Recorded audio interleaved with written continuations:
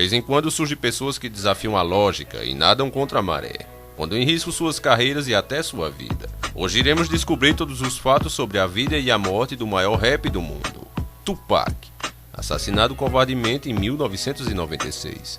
Seria esse mais um crime dos senhores do mundo? Ou tudo não passa das consequências de uma vida cheia de intrigas e desavenças? Vamos descobrir isso agora no nosso quadro.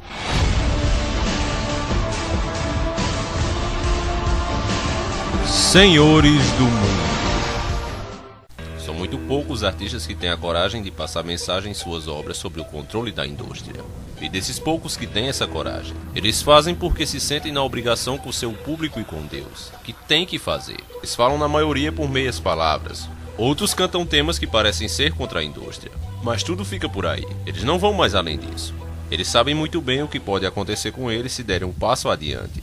Muitos dos temas que ouvimos que parecem expor a verdade são sempre de bandas não muito conhecidas. É muito raro, para não dizer quase impossível, vermos um grande artista encarar a indústria de frente. A indústria usa sempre dois pesos, duas medidas, duas formas de propaganda, que divide as opiniões e assim as controla. É a velha fórmula de dividir para conquistar. Mas um dia existiu um artista que foi incontrolável. Ele falava da indústria abertamente, chamava as coisas pelo nome e falava dos Illuminati. E isso foi muito antes de sequer alguém os mencionar por nome. Ele fazia nas letras de sua canção e fora delas. Este artista herói deu uma nova dimensão ao hip hop. E ainda hoje só podemos imaginar onde ele poderia ter chegado se não tivesse sido assassinado covardemente. Eu estou falando de Tupac Shakur. Esse cara é um dos únicos raps que usava a música como ela foi feita para ser usada, passando mensagens anti-elite, anti-controle e pelas liberdades e direitos. Ele falava abertamente sem fazer arrudeios sobre esses assuntos em entrevistas.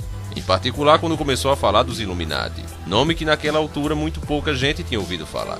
Tupac passou a vida entre o estúdio e a prisão. A imprensa ajudava a cultuar a mentira, e onde se destaca sua famosa prisão por violação largamente publicitada nos jornais, quando a acusação e a pena dele não foi por violação, mas sim por abuso sexual. A diferença é muito grande, para quem não sabe. Para uma acusação de violação tem de haver sexo forçado.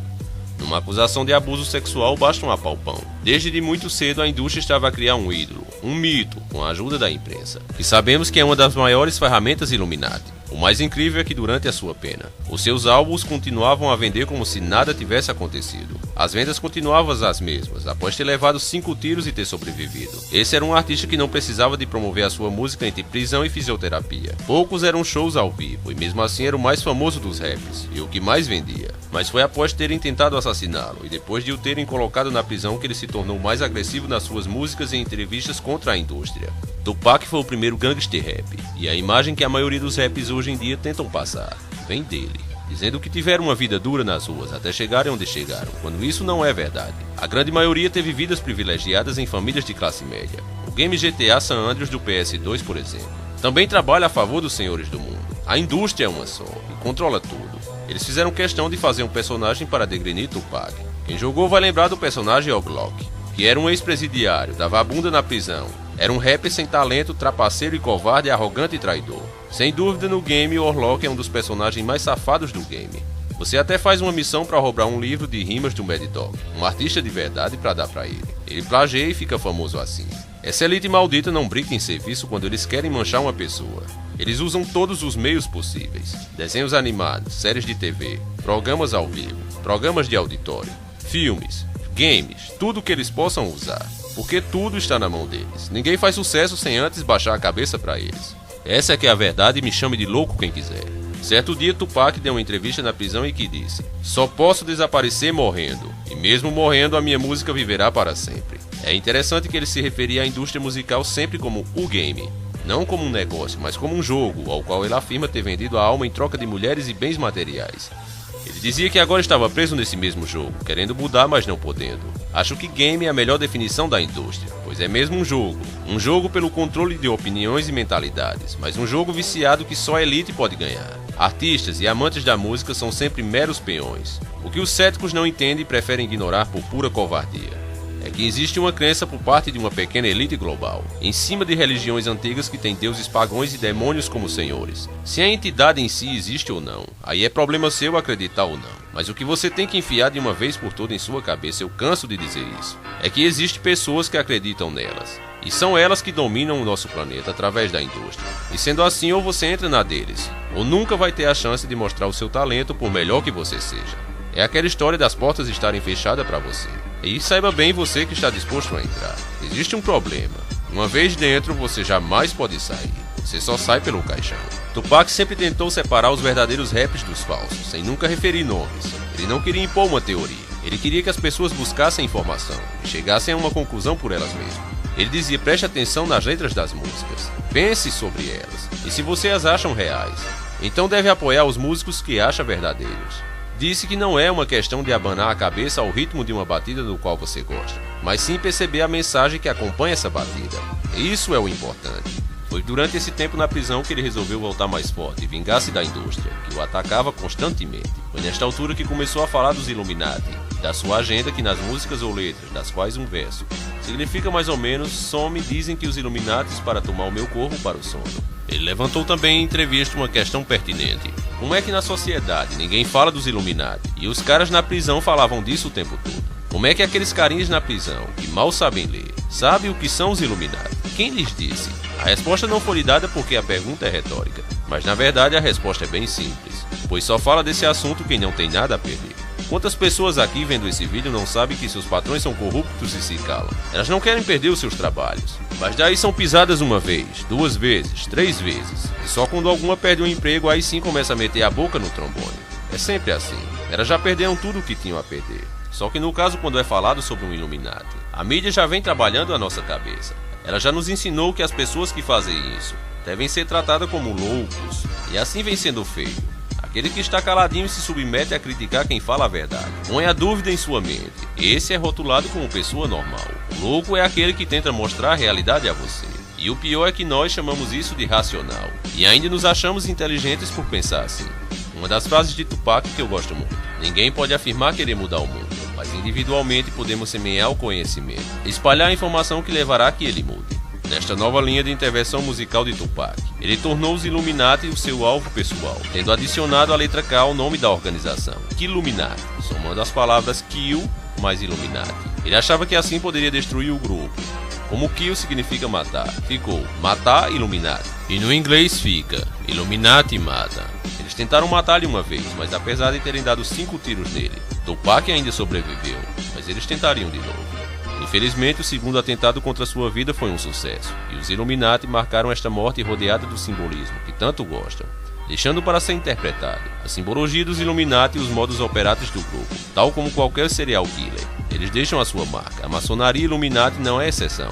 Eles gostam de dizer o que fazem e deixam estas marcas para serem descobertas. O segundo atentado, que levou à morte de Tupac, veio dias depois de ele ter dado uma entrevista afirmando que em 4 anos ele estaria no topo, estaria frente a frente com as elites e iria se candidatar a um cargo político grande, criando seu próprio partido político, mais ou menos como fez Enéas aqui no Brasil. Ele tentou fazer também, e falando com a coragem que ele tinha, usando seu protagonismo como rap. Não seria difícil imaginar que ele ia conseguir ser eleito com uma mão nas costas. Infelizmente, Tupac não chegou lá, pois um segundo atentado e mais meia dúzia de tiros no seu corpo puseram fim à sua vida e a toda a sua luta. Mais uma frase de Tupac: não temos escolha, temos de seguir em frente e tentar fazer o melhor possível pela próxima geração. Está tudo tão fodido que não podemos deixar as coisas bem para a próxima geração. O que podemos fazer agora é eliminar o máximo possível de coisas más, antes de partirmos. Tupac Shakur. Mas uma de suas grandes frases era essa: sempre que o governo falha, culpa o povo. Neste momento a América é uma merda, mas isso não significa que os americanos tenham de ser uma merda. Mas é isso que querem que sejamos, e desta forma os pobres continuam pobres, e a matar pobres, enquanto os ricos enriquecem e vendem aos pobres o sonho de virem a ser ricos, sem nunca lhe darem de verdade a oportunidade de o ser. No dia em que Tupac Shakur foi condenado por abuso sexual, acusado de ter usado a força para apalpar as nádegas de uma mulher, antes de ouvir a sua sentença, ele foi perguntado se tinha algo a dizer ao tribunal. E aí Tupac mostrou o porquê de tantas pessoas o admirarem. Ele proferiu as seguintes palavras: a sua excelência durante todo este processo não me olhou, ou ao meu advogado nos olhos, nenhuma única vez. Parece-me óbvio que o senhor não está aqui para fazer justiça, e por isso de nada me vale pedir clemência. Não importa o que o senhor faça ou diga, isto não é um tribunal de justiça. Aqui não será feita a justiça, e mesmo agora o senhor não me consegue olhar nos olhos. Por isso faça o que entender, e dê-me a pena que quer dar. A minha vida não está nas suas mãos, está nas mãos de Deus. Eu lembro a vocês que todos os artistas que se voltam contra a elite, eles são acusados de ser estupradores, lunáticos, falidos, esquizofrênicos, Veja o que aconteceu, por exemplo, com Michael Jackson. Eu fiz um vídeo falando. Em um mês estava a imprensa na casa do cara, dizendo que ele era famoso e milionário. E aí no outro mês a mesma imprensa disse que o cara estava falido. E tudo por quê? Começou a falar de conspirações. Queria revelar alguma coisa sobre eles. O destino de todos esses homens que se revelam é a morte. Só muda a forma. A lei, para você ter ideia, dá direito a eu e a você de acusar qualquer pessoa de ser um estuprador, de ser um assassino ou qualquer outra coisa que seja. A justiça vai investigar seja verdade ou não. É claro que cabe ao acusado me processar de volta por acusação falsa, mas se eu estiver usando laranjas para isso, como é que fica? Se minha intenção for apenas de sujar sua imagem, se eu for um milionário e não ligar de perder alguma mixaria, vocês acham mesmo que os senhores do mundo não usariam a velha tática do testa de ferro? Então preste bem atenção. Quando um artista for acusado de pedofilia ou estuprador, faça uma pesquisa antes e veja se esse artista não andou dando com a língua nos dentes antes dessa denúncia aparecer. Comece a fazer isso daqui pra frente. Durante o tempo que Tupac passou na editora Interscope, Tupac vivia a entrar e sair da prisão. Por todo e qualquer motivo, as autoridades metiam o cara na cadeia. Ele foi tornado do dia pra noite no bad boy do hip hop, pela imprensa que criou uma imagem de criminoso, ignorando a mensagem que ele tentava espalhar. O que essa elite maldita fez foi marginalizar o cara, usando o próprio preconceito que a sociedade já tem com os raps. Isto acontecia por as suas letras serem reais, por cantar o que queria cantar, acordando as pessoas da matriz, levando elas a terem consciência do que está acontecendo, dizendo as verdades. Os rappers atuais limitam-se a glorificar a vida de gangster e tentar cantar hinos à violência e às drogas e a adoração às notas de dólar. Isso fez Tupac se tornar inimigo de muitos rappers. Ele chamava esses caras de vendido e acusava eles de terem traído o hip hop. Eles usavam o estilo apenas como uma máquina de propaganda e não para espalhar a mensagem de revolta que é a alma do hip hop. Uma dessas letras dizia o seguinte: aos vendidos a viver bem, de uma forma ou outra vocês vão desistir. Acha que por ter nascido negro tenho que dizer paz, cantar e levar tiros? Agora sou uma ameaça só porque vos lembro de coisas que querem que esqueçam. Estarei aqui até que me matem. Após ter saído da prisão, todas as suas músicas continham mensagens sobre os Illuminati. Até o momento que deixou a Interscope, se juntou à nova editora The At-Hole. Em pouco tempo ele percebeu que ao contrário do que lhe tinha sido prometido, ele não tinha liberdade nesta editora dita independente, e ao custo pessoal se afastou-se da The At-Hole e criou a sua editora Machiavelli Records, na qual aceitava unicamente os raps que cantavam de coração, sem medo das elites. Aqui adotou o alter ego Machiavelli, inspirado em Machiavelli, sobre quem leu no seu tempo de prisão. Machiavelli tinha a letra K, uma letra que colocou no seu alter ego, por ser a letra que adicionou aos Illuminati, fazendo Killuminati. Ao retirarmos esta letra móvel, ficamos com um anagrama que se lê Estou Vivo. Para esta nova editora ele levou 2 homens. Ele acreditava que eles partilhavam da sua linha de pensamento. Esses homens eram Snoop Dogg e Dr. D, com os quais formou o grupo Tell Laws. Ambos estes rappers viviam na sombra de Tupac, cresciam às custas do seu talento e ainda continuam a atrair sua memória. Ele acusava os outros músicos de terem vendido a pessoa que eram, de terem vendido sua alma à indústria. E quando confrontado com a questão dele ter vendido a sua alma, ele respondia: os vendidos não conseguem se olhar ao espelho, pois não encontram sua alma. É por poder olhar-me ao espelho e ver que a minha alma ainda está lá. Não a vendi, ela está comigo, eu posso senti-la. A verdade é que Tupac vendeu a sua alma no início da sua carreira, pois isto é regra para qualquer um que queira entrar na indústria. É uma lei, não se trata de que exista ou não a entidade que eles acreditam. Não vou entrar nessa questão, mas o que existe de fato e que você não pode negar é que a elite global acredita nos seus demônios e exige que qualquer um que queira ser famoso faça parte da sua fé amaldiçoada. A indústria estava prestes a levar Tupac ao cinema. Isso é claro no começo de sua carreira, quando ele fazia o jogo deles. Ele seria mais um dos artistas alienados que seguem o mal e que alienam milhões de pessoas. Mas aí Deus entrou em sua vida. Ele reconheceu Jesus como seu único salvador. Veja nessa entrevista como ele fala de Deus. Como você diria que a sua vida tem sido? O que você diria sobre ela? Como a definiria? Eu diria que tem sido como um teste para a minha fé. Sabe, na Bíblia há um homem, o qual acho que chamava-se Jó, e Deus o colocava sob as situações mais difíceis, apenas para assegurar-se de que sua fé era verdadeira. É assim que eram as coisas. Se eu não tivesse esse suporte, acredito que meus pés não estariam tão firmes. Para que eu enfrentasse qualquer coisa, eu seria mais fraco para lidar com as situações externas. Eu sinto que estou fazendo o trabalho de Deus, entende? O fato de eu não estar recolhendo doações religiosas não significa dizer que não estou fazendo o trabalho de Deus. Eu sinto que estou fazendo o trabalho de Deus. Eu continuo rezando para Deus todas as noites. Eu quero que Deus saiba que mesmo durante os piores momentos, eu ainda o reconhecerei como um ser superior a mim, e que não abrirei mão da minha fé quando as coisas ficarem ruins para mim, porque ele estava lá nos meus bons momentos. Então quero que ele saiba disso, que eu não sou nenhum otário, não sou soberbo a ponto de deixar de crer neles nos maus momentos. Eu acredito em Deus sempre, todos os dias, o dia todo, no pior e no melhor, 5 tiros, tempo na prisão, tudo, nos bons momentos, milhões de dólares e tudo mais, o tempo inteiro. Eu sempre acredito em Deus, porque Ele me deu tudo isso. Só por essa entrevista, nós já podemos imaginar o motivo de quererem Tupac morto. Apesar de ele ter feito um pacto no começo de sua carreira, ele agora era um homem livre. Quando você reconhece a Deus, não importa o que você tenha feito, você renasce. Nova criatura você é. Foi o que aconteceu com Tupac. Um homem que não via mais sua alma, de repente se olhava no espelho e podia ver quem ele era. Com a quebra do pacto e o ataque direto às elites, Tupac se tornou a nova ameaça para os Illuminati. Muitos afirmam que aí ele ficou mais talentoso, ganhou ainda mais fama, mas falou na elite invisível, que se esconde atrás da visível. Ele mencionou um nome que nos anos 90 era visto como um mito: Illuminati. Há quem diga que Tupac Shakur está vivo. Todas essas teorias de Tupac, Elvis, Jimi Hendrix, Janis Joplin, Kurt Cobain e etc. estarem vivos são propagandas propositadas para distrair os fãs. Enquanto eles podem e investigam a possibilidade destas pessoas estarem vivas, eles não podem investigar as causas de sua morte. No caso de Tupac Shakur, a teoria dele estar vivo foi causada propositalmente, iniciada pelo relatório da sua autópsia. Ele teve alguns erros graves. Veja bem aqui, não dá muito para você ver, mas eu vou falar. Relatório da autópsia da morte de Tupac Shakur.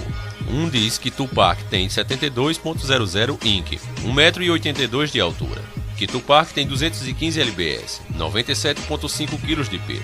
Vamos agora comparar com a foto dele com a tabuleta indicativa após a sua prisão pouco antes. Estes dados aqui estão errados, pois ele tinha 5,11 m, 1,80 m de altura, e 150 lbs, 69,9 kg. Mesmo que ele tivesse engordado, o seu aspecto físico não aparentava que ele tivesse aumentado 27,7 kg a mais. É impossível. Como vimos, ele não virou uma bola nem estava super musculoso.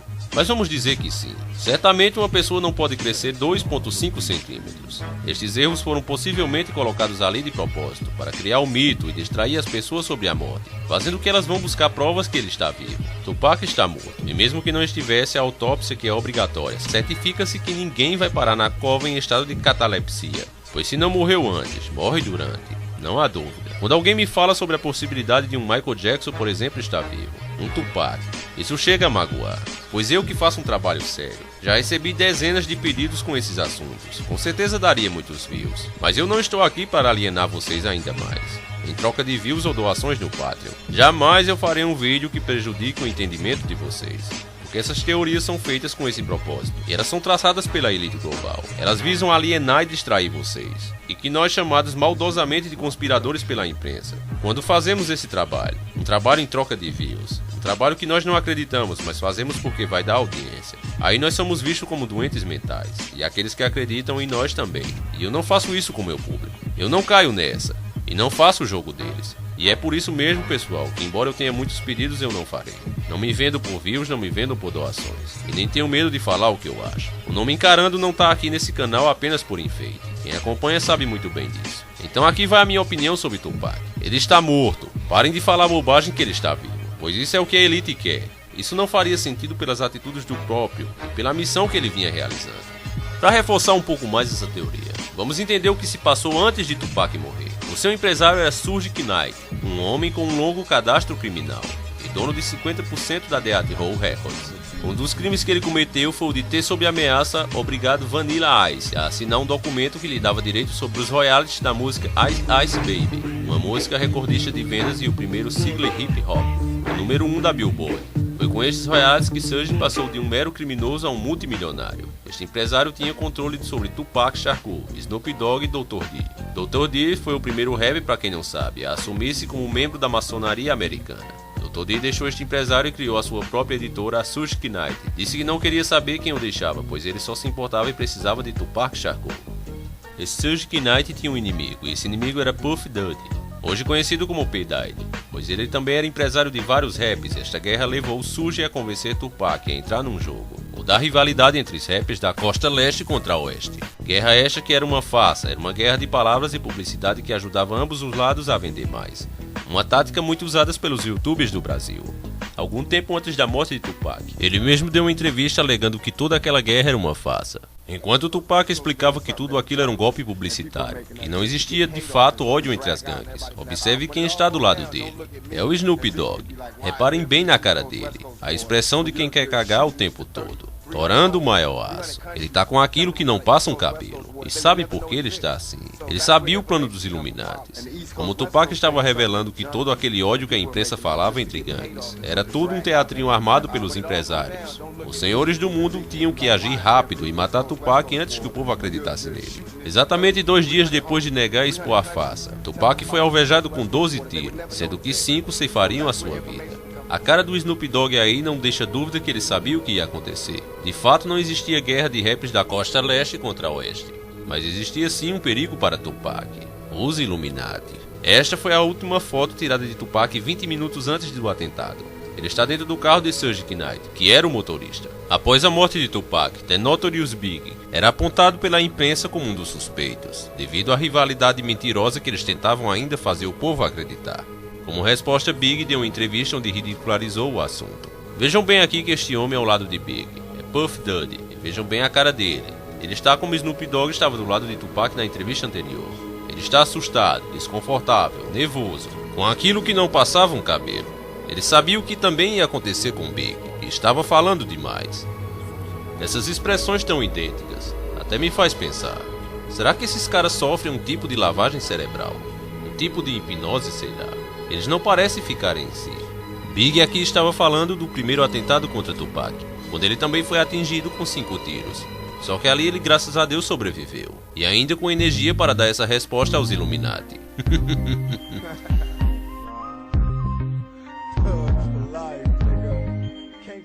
O primeiro atentado contra Tupac foi 30 de novembro de 94. Tupac se recuperou deste atentado e acusava Puff Daddy de estar envolvido. Acusava Big de ter conhecimento do envolvimento de Puff Daddy, de intencionalmente proteger o cara. O New York Times chegou a apresentar uma reportagem que apontava o Puff Daddy como sendo o principal suspeito. Big, após a morte de Tupac, deu início a uma campanha a fim de ridicularizar a teoria que culpava a guerra mentirosa da costa oeste contra a leste feita pela imprensa imunda.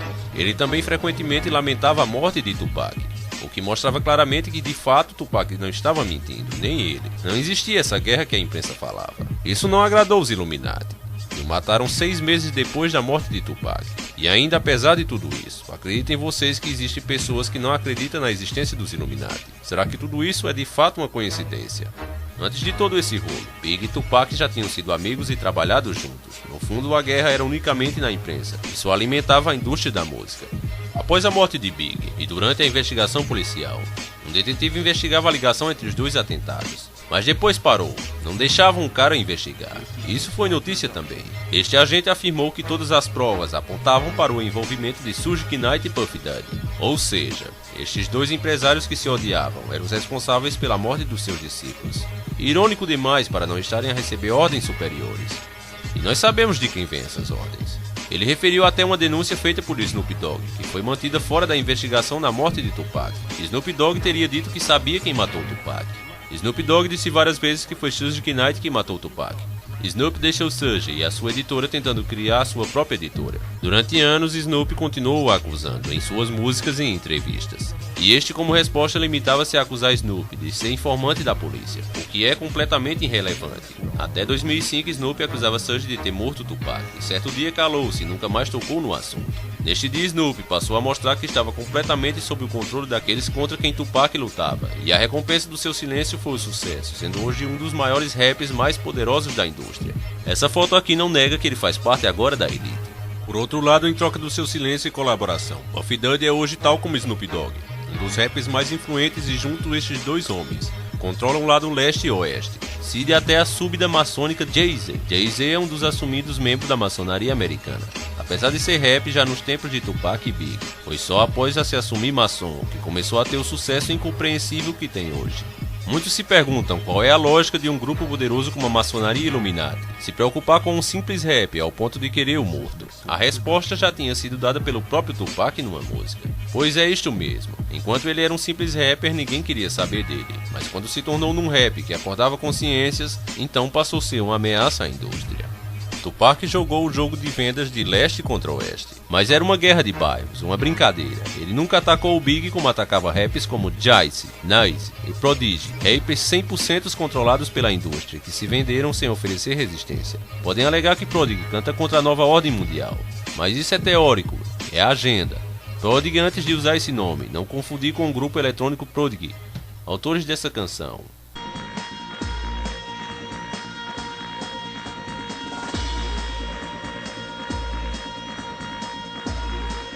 Já era um rapper 100% money, atrás unicamente da fama. Podem alegar que Prodigy acordou e percebeu o controle e agora canta contra a nova ordem mundial e Illuminati.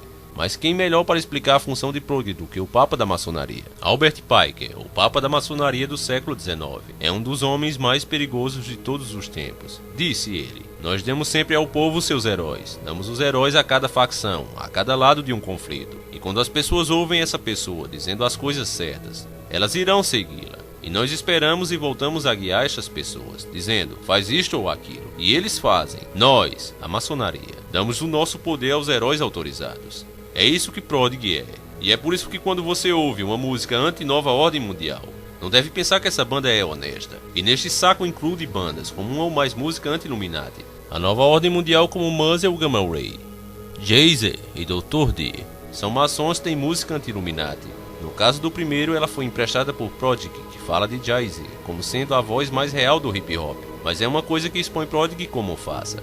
Sem Tupac e após Snoop Dogg ter deixado a Death Row Records, Suge Knight ficou sem raps, e é a única forma de fazer dinheiro. Suge editou tudo que Tupac tinha deixado, que devido à sua morte atingiram recordes de vendas, como podem ver pelas vendas dos álbuns antes da morte de Tupac.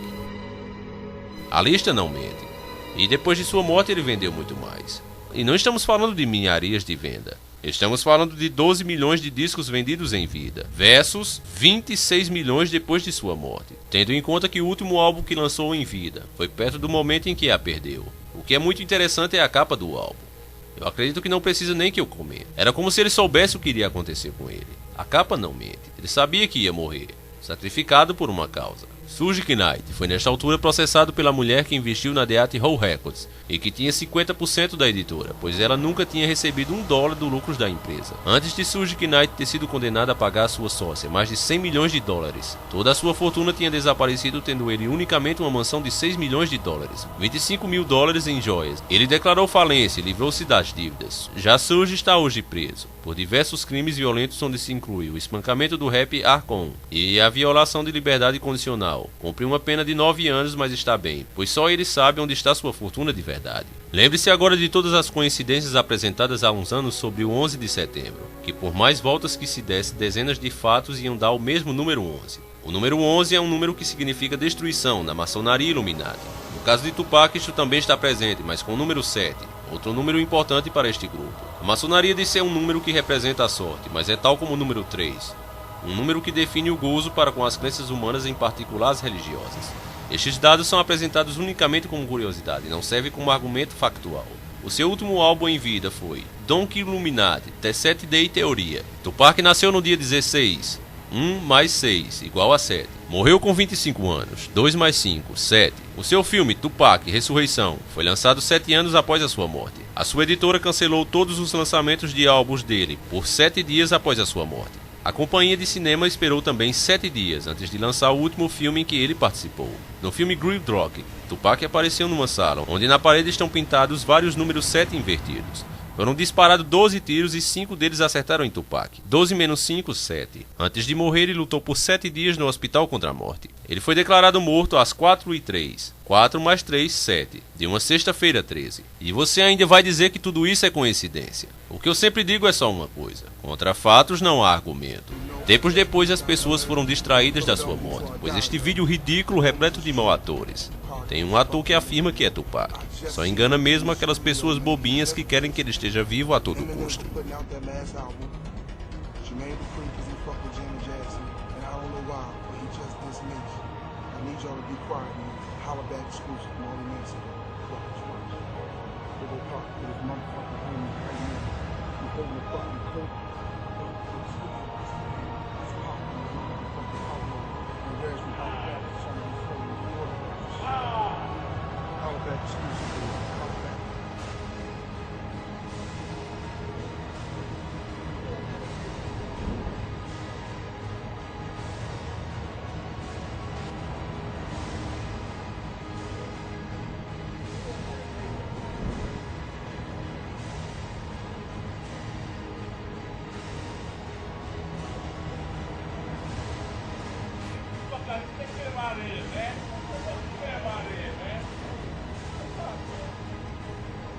E assim nasceu o mito que afastou a maioria da investigação da sua morte, levando-os ao buscar pelo Tupac vivo. Para a identificação do Tupac tem como base um dos homens que diz Hyde Pike Man, sem grande convicção. É o suposto Tupac, não parece muito preocupado em esconder-se, mas infelizmente esse vídeo teve efeito e afastou as pessoas da sua morte, buscando-o em vida. Com todos esses fatos que eu apresentei para você, eu acredito que não resta dúvidas que Tupac está morto, e foi morto pelos Illuminatis. Inclusive o depoimento do policial que ainda encontrou o Tupac. Vou deixar o link para vocês conferirem. Ele encontrou o Tupac com vida. Foi ele que socorreu o Tupac.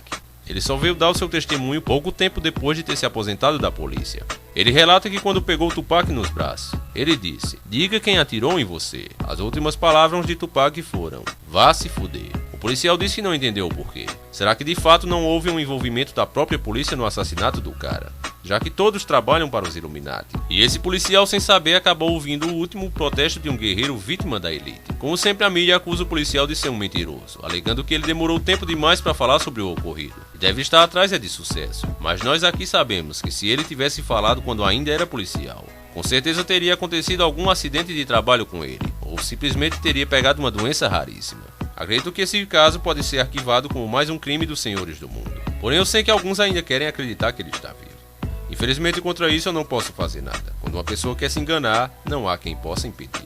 Este vídeo acaba aqui. Agradeço a todos vocês que fizeram o pedido deste vídeo. Eu não cheguei a contar, mas com certeza Tupac teve mais de 500 pedidos. Então, fica um abraço a todos aqueles que pediram. Peço a você que gostou, que compartilhe, coloque nas redes sociais este vídeo. Espalhe a verdade para mais pessoas. E se você não for inscrito ainda, se inscreva e faça parte da nossa família. Para aquele cara que é bom de bolso, dá uma ajudinha lá no Patreon. Com certeza R$10 não vai quebrar você, mas vai ajudar demais o canal. Agradeço a todos e espero vocês no nosso próximo encontro. Sempre encarando o sobrenatural.